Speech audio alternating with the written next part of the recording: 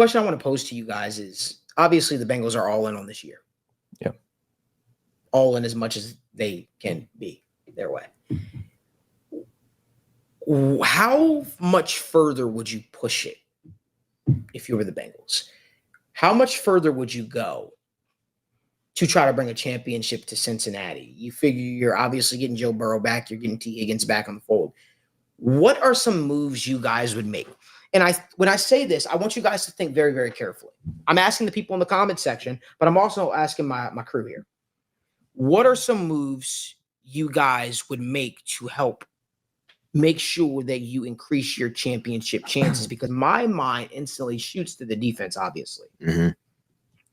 What are some moves you would do to try to help with that? Would you go out there and make a trade? Hassan Reddick has been absolutely disrespected by the Philadelphia Eagles, and the Philadelphia Eagles leaked to, their, the guys that they go to, essentially, hey, we don't really want to bring him back for whatever reason.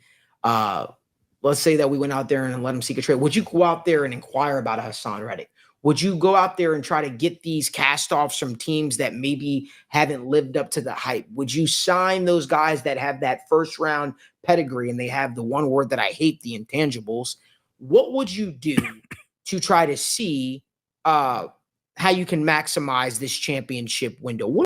Man, it's kind of tough. I'm not going to try to give out too many specific names because I think there's just so many different ways you can go about it. Mm-hmm. But, I mean, I have to be somewhere on the defensive side of the football because I feel like that's the one side that we haven't really seen them go all in. We've seen them bring in people on offense, try different things, linemen, et cetera, and maybe even bring in two, like whether it's you get a good nose tackle or you bring in another edge rusher, or you go splurge on a defense tackle and a pretty above average safety as well. Just because, like we said, we know Trey's good and we know we have some good young corners and some promising guys, but you don't got anybody the rest of the league is really scared of. You don't have anybody that you have to truly game plan for. You don't have, anybody that is just gonna, like we just saw on Sunday, necessarily truly take over games and go win you games time and time again. That doesn't mean we don't have plenty of damn good players because we do. But life gets so much easier for all those other players when you have one or two guys also taking the attention off of them. And I think for me, I would look somewhere in the interior because the interior pass rush is just something that is growing and growing and growing and growing. And it would help, obviously, all the guys we just mentioned. It's obviously going to help Trey Hendrickson too. It's going to help the linebackers hopefully play better.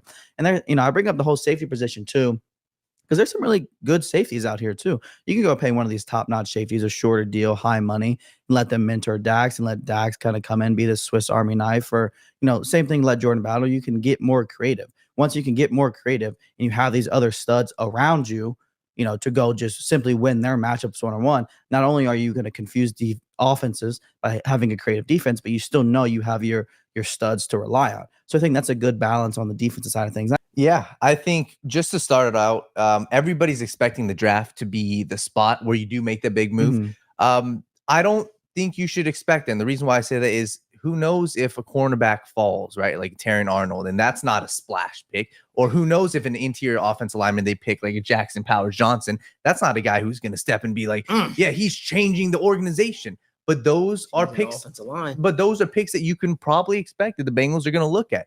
So when I look at what they can do, number one, I think a tight end on the offensive position. If you add a good tight end like a Fant, like a Gesicki, I look at the offense right now, franchise tag T. Higgins, that's a Super Bowl caliber offense with Joe Burrow healthy.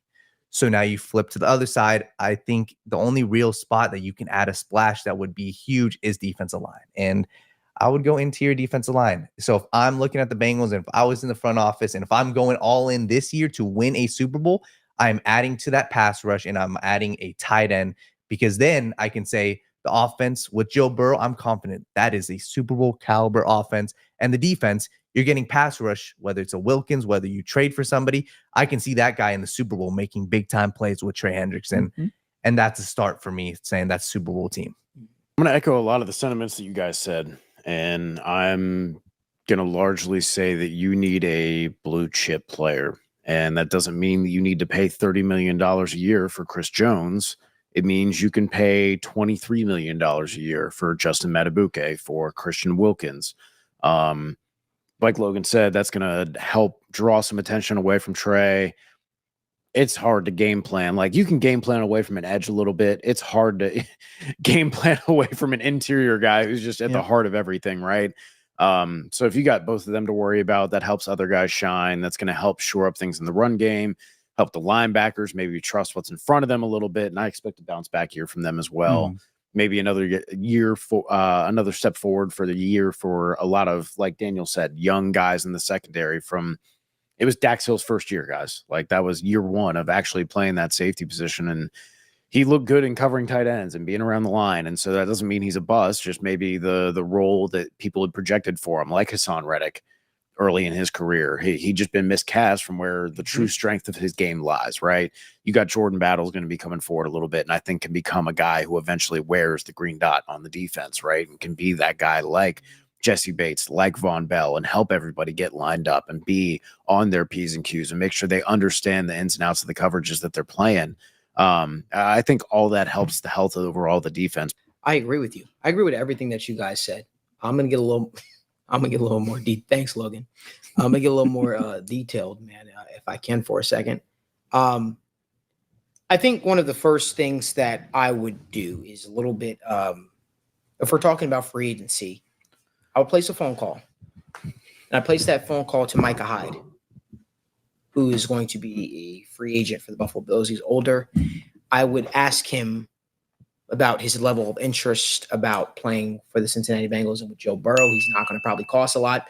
He's projected to make around $3.7 million.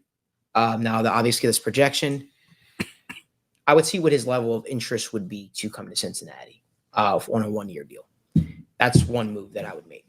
You guys also probably can tell what the next move I would make at tight end. I don't feel like I need to say it. Noah Fant. That's a move that I would definitely make. I would call up Christian Wilkins' agent, and I would try to figure out what it might take to land a player of that magnitude.